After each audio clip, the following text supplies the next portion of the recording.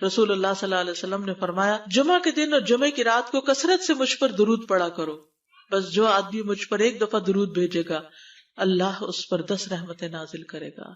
اللہم صلی علی محمد. رسول اللہ صلی اللہ علیہ وسلم نے فرمایا تمہارے افضل دنوں میں سے جمعے کا دن ہے. اسی دن آدم علیہ السلام پیدا کیے گئے، اسی دن ان کی روح قبض کی گئی، اسی دن سور پھونکا جائے گا اور اس دن سب لوگ بے ہوش ہوں گے. اس لیے اس دن مجھ پر کثرت سے درود بھیجا کرو کیونکہ تمہارا درود مجھ پر پیش کیا جاتا ہے. کہتے ہیں لوگوں نے پوچھا یا رسول اللہ ہمارا درود آپ پر کس طرح پیش کیا جائے گا جبکہ آپ کا جسم بوسیدہ ہو چکا ہوگا؟ تو آپ نے فرمایا بے شک اللہ عز و جل نے انبیاء کے جسموں کو زمین پر حرام کر دیا ہے، یعنی فرشتوں کے ذریعے آپ تک درود پہنچایا جاتا ہے. انبیاء کے جسموں کو مٹی نہیں کھاتی، صحیح سلامت ہوتے ہیں ان کے جسم. سورۃ الکہف پڑھنا، نبی صلی اللہ علیہ وسلم نے فرمایا جو شخص جمعہ کے دن سورۃ الکہف پڑھتا ہے تو اس کے لیے دوسرے جمعے تک نور روشن رہتا ہے. غسل کرنا، ہر بالغ پر جمعہ کے لیے جانا ضروری ہے اور ہر وہ شخص جس پر جمعہ کے لیے جانا ضروری ہے اس پر غسل ہے، یعنی اس کو لازمی غسل کرنا چاہیے، اللہ یہ کہ کوئی مجبوری ہو. تو آپ اپنا اسکیجول اس طرح بنائیں نا کہ جیسے اگر آپ ہر روز نہاتے ہیں پھر تو کوئی مسئلہ نہیں، لیکن اگر آپ ایک دن چھوڑ کے ایک دن نہاتے ہیں تو آپ پھر اس طرح اسکیجول کریں کہ جیسے آپ منڈے کو نہائے، پھر وینسڈے کو نہائے، پھر جمعے کو نہائے، پھر آپ سیٹرڈے سنڈے اگر نہیں بھی نہاتے پھر منڈے. تو اس طرح آپ جمعے کو مس نہیں کریں گے. یہ نہیں کہ جمعرات کو نہا کے جمعہ کو چھوڑ دیا یا جمعہ چھوڑ کے ہفتے کو نہائے، ایسا نہیں کرنا چاہیے. علماء نے غسل کے حکم کے بارے میں اختلاف کیا. بعض تو کہتے ہیں یہ واجب ہے، یعنی فرض کے درجے میں ہے، اور جمہور علماء یہ کہتے ہیں کہ مستحب ہے، پسندیدہ ہے، افضل عمل ہے. حدیث میں آتا ہے جس نے جمعے کے دن وضو کیا اس نے اچھا کیا اور جس نے غسل کیا تو یہ افضل ہے. صفائی میں مبالغہ ہوتی ہے نا، ویکلی صفائی آپ کو کرنی ہوتی ہے، یعنی جیسے ناخن وغیرہ کاٹتے ہیں یا پھر اپنے زائد بال وغیرہ اتارتے ہیں، تو یہ سب چیزیں اگر جمعے کے دن ہو تو زیادہ بہتر ہے. نبی صلی اللہ علیہ وسلم نے فرمایا جو شخص جمعے کے دن اچھی طرح غسل کرے، اچھی طرح سنوار کر وضو کرے، اپنے بہترین لباس میں سے پہنے، یعنی جمعے کے دن باقی دنوں کی نسبت اچھا لباس پہنے، اللہ نے اس کی قسمت میں گھر والوں کی جو خوشبو لکھی ہو وہ لگا لے، یعنی گھر میں جو بھی خوشبو ہے. پھر جمعہ پڑھنے آئے تو لغو کام نہ کرے، 2 آدمیوں کے درمیان جدائی نہ کرے، یعنی 2 لوگ بیٹھے ان کے بیچ میں گھس کے بیٹھ جائے. اس جمعے اور دوسرے جمعے کے درمیان کے پورے ہفتے کے گناہ معاف کر دیے جاتے ہیں. پھر مسواک کرنا، جمعے کی سنتیں بتاتے ہوئے آپ نے فرمایا اور تم پر مسواک کرنا لازم ہے.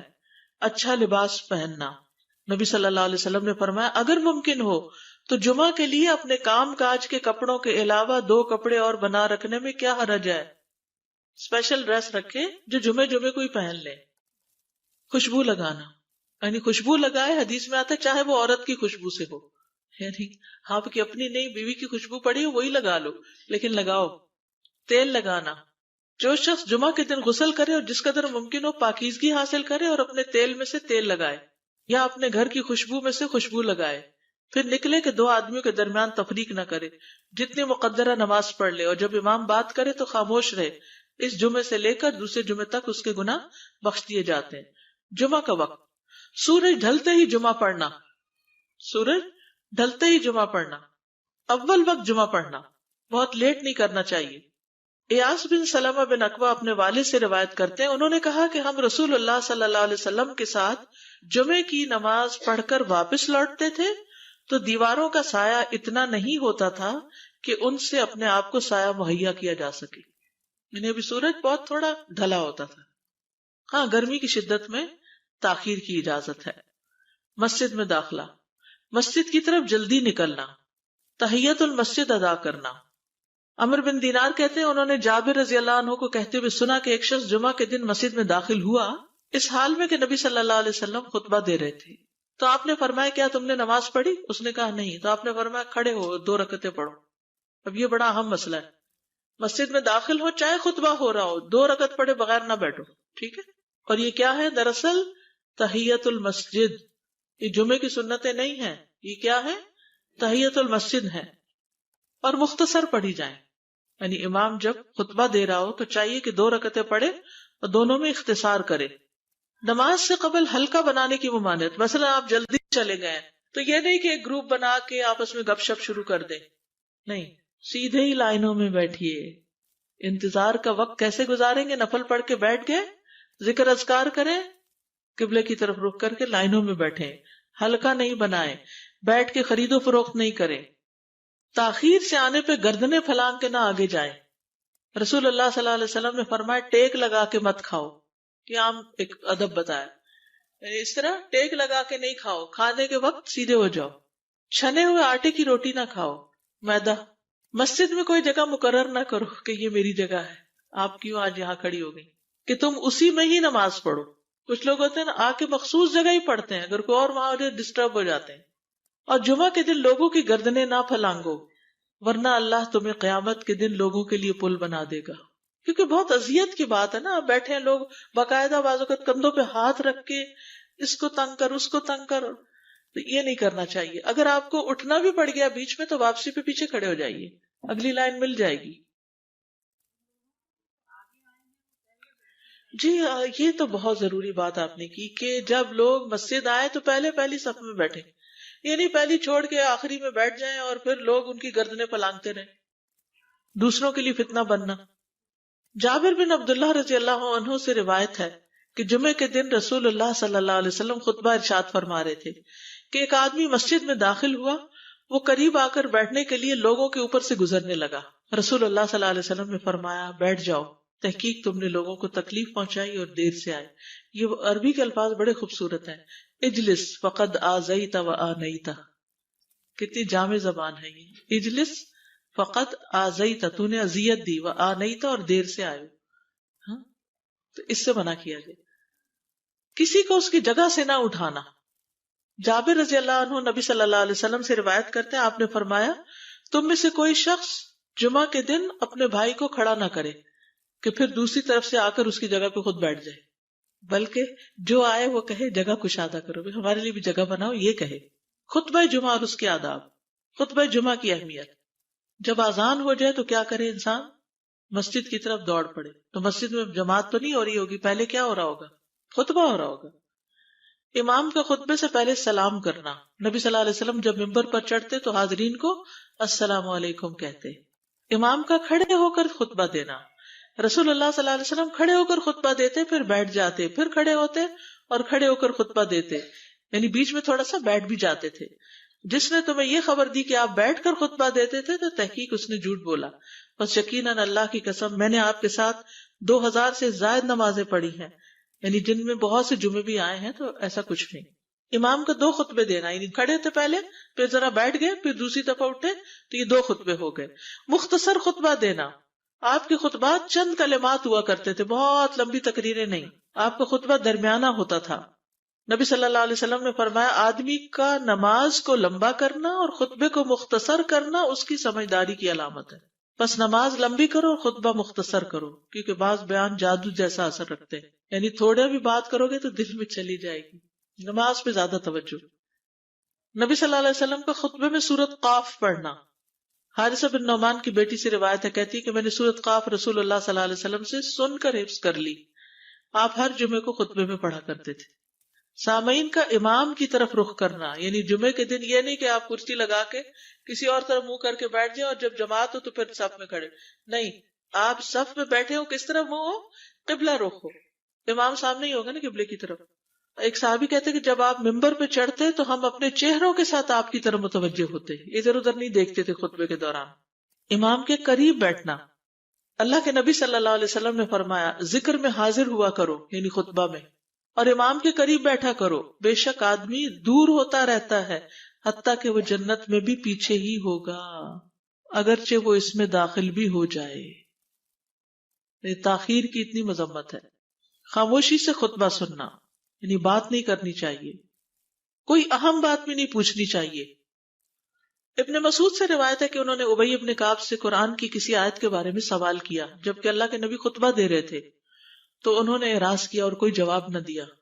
پھر جب آپ نے نماز پڑھائی تو ابی کہنے لگے تمہارا جمعہ ہی نہیں ہوا۔ تو ابن مسعود نے رسول اللہ صلی اللہ علیہ وسلم سے پوچھا تو آپ نے فرمایا ابی نے سچ کہا، کوئی بات کرنے کی اجازت نہیں، یہ کہنے کی بھی کہ چپ ہو جاؤ یہ بھی اجازت نہیں۔ عبداللہ بن مسعود کہتے کہ جب امام جمعہ کے لیے آ گیا پھر تمہارا اپنے ساتھی سے یہ کہنا کہ خاموش رہو لغویت کے لیے کافی ہے، یہ بھی لغو بات ہے۔ کوئی لغو حرکت نہ کرنا، کنکریوں سے نہ کھیلنا، فون سے نہیں کھیلنا، میسیجز چیک نہیں کرنا، انگلیوں میں انگلیاں ڈال کے پٹاخے نہیں بجانا، گوٹ مار کے نہیں بیٹھنا. گوٹ مار کے کیسے بیٹھتے ہیں؟ گھٹنے اوپر کر کے اور یوں ایسے گھٹنوں کے گرد ہاتھ ڈال کے. کئی دفعہ ایسے نظر آتا ہے کہ خطبے میں لوگ اس طرح بیٹھے ہوتے ہیں کیونکہ پتہ نہیں ہے. یعنی آپ چوکڑی مار سکتے ہیں. آپ سب سے افضل پوزیشن تو یہ ہے کہ جیسے نماز کے اتحیات میں ہم بیٹھتے ہیں، لیکن کچھ لوگ اس طرح بیٹھ نہیں سکتے، چلے کرسی میں بیٹھ جائیں. اگر کرسی نہیں ہے، نیچے بیٹھے ہیں تو چوکڑی مار کے بیٹھ جائیں، مگر ٹانگیں اس طرح پیٹ کے ساتھ لگا کے گھٹنوں پہ ہاتھ کو بل دے کے اس طرح نہیں بیٹھے. اگر مجبوری ہے تو وہ اور بات ہے، لیکن یہ کہ بلا وجہ نہیں کرنا چاہیے کیونکہ ادب کے خلاف ہے. اونگ آنے پر جگہ بدلنا. نبی صلی اللہ علیہ وسلم نے فرمایا اگر جمعہ کے دن کسی کو مسجد میں اونگ آنے لگے تو اپنی اس جگہ کو دوسری جگہ سے بدل لے. کہ بعض اوقات ایسا ہوتا ہے نا، خطبے کے وقت بڑی سکینت ہوتی ہے اور آخری خطبہ تو آپ نیند میں ہی سنتے ہیں. نماز جمعہ کی رکعت 2 رکعت ہے فرض بس. جمعہ کی نماز 2 رکعتیں ہیں اور ان دونوں میں قرات ہوتی ہے. نبی صلی اللہ علیہ وسلم جمعے میں سبح اسم ربک الاعلی اور حل اتاک حدیث الغاشیہ پڑھتے. کبھی جمعہ اور عید کٹھے ہو جاتے تب بھی دونوں نمازوں میں یہی صورت پڑھتے تھے. ٹھیک ہے. اسی طرح صبح کی نماز میں جمعے کے دن الف لام میم التنزیل اور حل اتی علی الانسان کی قرات کرتے اور نماز جمعہ میں سورۃ الجمعہ اور منافقین کی تلاوت کرتے. یعنی یہ بھی ملتا ہے. فرض کے بعد 2 رکعت پڑھنا. عبداللہ بن عمر سے روایت ہے انہوں نے رسول اللہ صلی اللہ علیہ وسلم کی نفل نماز کو بیان کیا اور کہا کہ آپ جمعے کے بعد کوئی نفل نماز نہیں پڑھتے تھے حتیٰ کہ واپس تشریف لے جاتے، پھر اپنے گھر میں 2 رکعت پڑھتے تھے. اب جو لوگ گھر نہیں جاتے تو پھر وہیں پر وہ پڑھ لیتے ہیں، ورنہ آپ صلی اللہ علیہ وسلم اپنی سنتیں وغیرہ گھر میں پڑھتے تھے. اور اسی طرح 4 بھی پڑھی جا سکتی، 2 بھی ہیں 4 بھی ہیں. آپ صلی اللہ علیہ وسلم نے فرمایا جب تم میں سے کوئی جمعہ پڑھ چکے تو اس کے بعد 4 رکعتیں پڑھے. یہ آپ کا حکم ہے. تو جب آپ کا 2 چیزیں ہوتی ہیں سمجھنے کے لیے، ایک آپ کا فعل ہوتا ہے اور ایک آپ کا حکم ہوتا ہے. تو ہمارے لیے کیا ہے؟ جو آپ کا حکم ہو.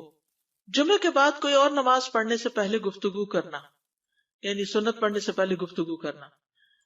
اسما بن مالک سے مرفوعاً روایت ہے کہ جب تم میں سے کوئی آدمی جمعہ کی نماز پڑھے تو اس کے بعد اس وقت تک کوئی نماز ادا نہ کرے جب تک کسی سے کلام نہ کرے یا اس جگہ سے نکل نہ جائے. پہلے منع تھا، اب کوئی نہ کوئی بات کر لینی چاہیے. نہیں سمجھ آئی؟ یعنی جمعہ پڑھ لیا آپ نے اور پھر کسی سے آپ سلام دعا کر لیں، اس کے بعد سنت پڑھیں یا نفل جو بھی. ٹھیک ہے. اور گھر جانا ہے تو گھر جا کے پڑھیں، اور اگر گھر نہیں جانا، کام پہ جانا ہے تو ادھر ہی پڑھ کے چلے جائیں.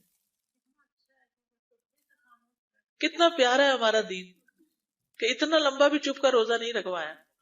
بالکل. عاصم سے روایت ہے، وہ ابو قلابہ سے نقل کرتے ہیں، میں نے ان کے ساتھ جمعہ کی نماز پڑھی. جب میں نے اپنی نماز پوری کر لی انہوں نے میرے ہاتھ کو پکڑا اور میری جگہ پر کھڑے ہوئے اور مجھے اپنی جگہ پہ کھڑا کیا. وہ جو ہم چینج کرتے ہیں نا جگہ، وہ اس کی بات ہو رہی ہے. یعنی جمعے کے بعد کوئی اور نماز پڑھنے سے پہلے بات بھی کر لینا، جگہ بھی تبدیل کرنا. لیکن اگر کچھ لوگ پہلے سے ہی آپ کی سنتیں شروع کر چکے اور کوئی چینج کرنے والا نہیں تو پھر پڑھ لیجئے. یعنی یہ مستحب اعمال ہے، ان میں ایسا نہیں کہ کوئی گناہ لازم ہو جائے گا، لیکن افضل یہ ہے، افضل سے اجر زیادہ ہو جاتا ہے. جمعہ کے دیگر احکام. 1 رکعت پانے پر بھی جمعہ ادا ہو جاتا ہے. یعنی اگر کسی کو رش مل گیا، پارکنگ نہیں ملی اور 1 رکعت میں بھی پہنچ گیا تو جمعہ ہو گیا. امام سے دعا کا کہنا. انس کہتے ہیں کہ 1 سال نبی صلی اللہ علیہ وسلم کے عہد میں لوگ قحط میں مبتلا ہوئے. جمعہ کے دن میں نبی صلی اللہ علیہ وسلم کے خطبہ پڑھنے کے دوران میں ایک اعرابی کھڑا ہو گیا. کہا یا رسول اللہ، مال تباہ ہو گئے، بچے بھوکے مرنے لگے، اس لیے آپ اللہ سے ہمارے حق میں دعا کیجیے. آپ نے اپنے دونوں ہاتھ اٹھائے. اس وقت آسمان پر بادل کا ایک ٹکڑا بھی نہیں تھا. قسم ہے اس ذات کی جس کے ہاتھ میں میری جان، آپ نے ہاتھ اٹھائے بھی نہیں تھے کہ پہاڑوں کی طرح بادل کے بڑے بڑے ٹکڑے امڑ آئے. یہ معجزہ ہے آپ کا، آپ کی دعا قبول ہو گئی. پھر آپ ممبر سے ابھی اترے نہیں تھے کہ میں نے آپ کی داڑھی پر بارش کے قطروں کو ٹپکتے ہوئے دیکھا. اس دن خوب بارش ہوئی. پھر دوسرے دن، تیسرے، چوتھے، حتیٰ کہ دوسرے جمعے تک سلسلہ جاری رہا.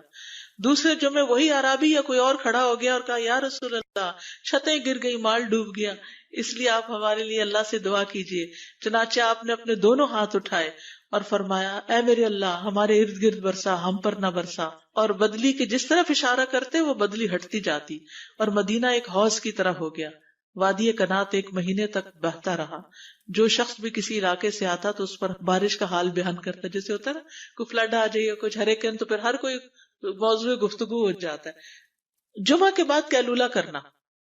انس کہتے ہیں کہ ہم لوگ جمعہ کے دن سویرے نکلتے اور جمعہ کی نماز کے بعد قیلولہ کرتے تھے. جمعہ کے بعد کھانا کھانا.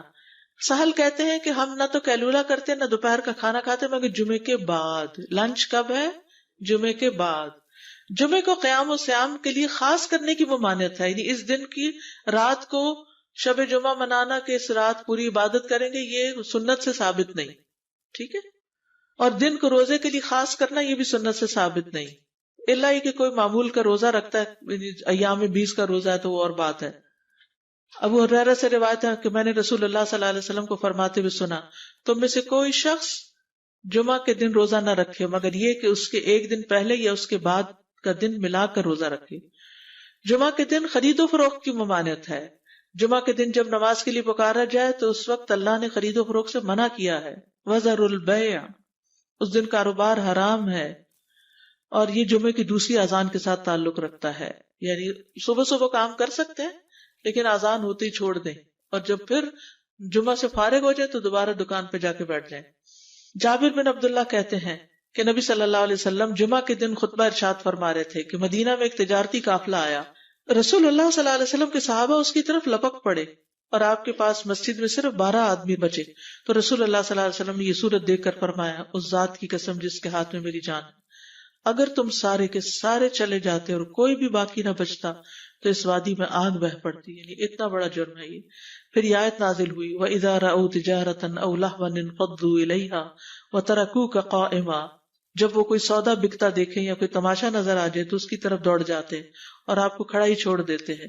راوی کہتے ہیں جو 12 آدمی رسول اللہ صلی اللہ علیہ وسلم کے ساتھ رہے ان میں ابو بکر اور عمر رضی اللہ عنہ بھی شامل تھے.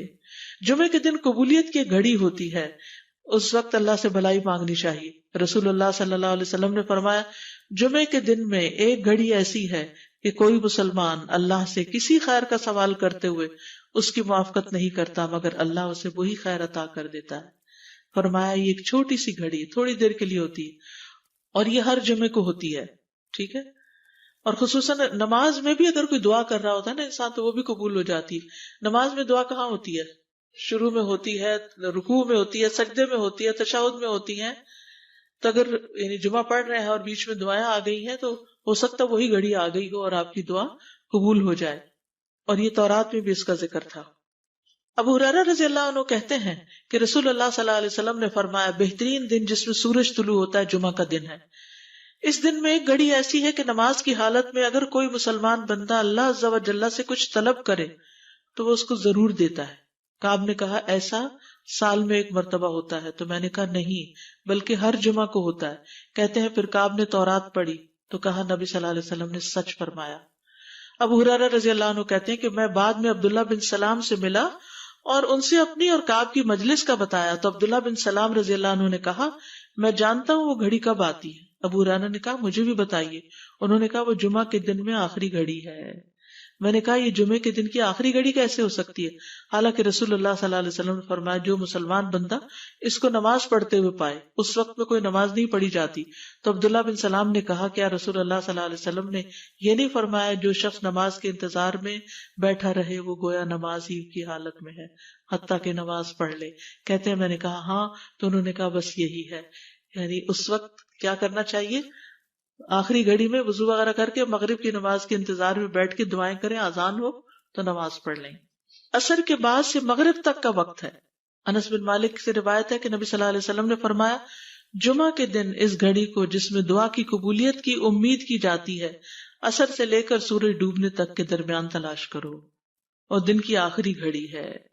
تو اللہ سبحانہ وتعالی ہمیں اس دن کی برکتوں سے فائدہ اٹھانے کی توفیق عطا فرمائے.